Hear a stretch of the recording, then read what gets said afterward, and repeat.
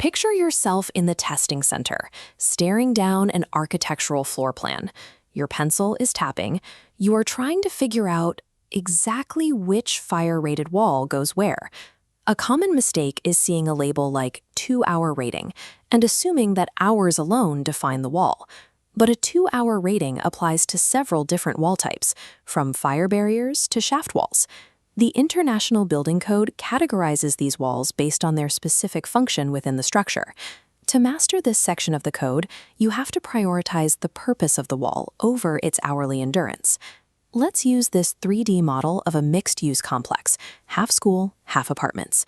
Making the exterior transparent reveals internal red fire-rated assemblies. We'll separate these into 3 tiers: light everyday dividers, mid-weight enclosures, and massive structural splitters. Mapping this provides a reliable mental blueprint.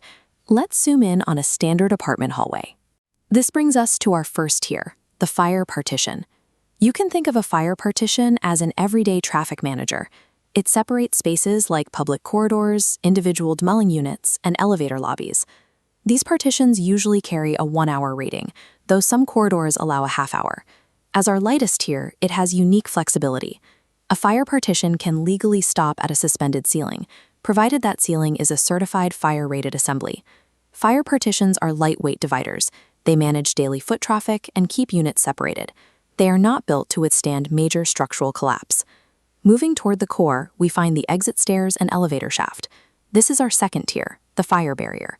They handle critical life safety jobs, creating secure compartments that protect vertical shafts, enclose interior stairways, and isolate high-hazard mechanical rooms. A fire barrier follows a stricter continuity rule. It cannot stop at a suspended drop ceiling. Doing so leaves the open plenum space completely unprotected. Instead, the barrier must push straight through that drop ceiling and attach securely to the structural deck above. You can run pipes and ducts through a fire barrier, but the rules are strict. Every single hole must be sealed with a tested fire-stopping system to maintain the integrity of the wall. Fire barriers are non-negotiable shields. Their entire purpose is to keep critical escape routes clear of smoke and fire while containing major internal hazards. Let's pull all the way back out and look at the entire complex. We are going to drop a massive, thick wall right down the center. This is our third and final tier, the firewall. This wall legally cuts one massive structure into 2 separate buildings, managing allowable square footage. Because it acts as a property line, it must start deep underground at the foundation, rise through every floor, and extend at least 30 inches above the roofline. The most defining rule for a firewall is structural independence. If a catastrophic fire breaks out and causes the entire left side of the building to collapse, the firewall must be built to stand perfectly straight on its own. The right side remains completely untouched. A firewall is your final line of defense.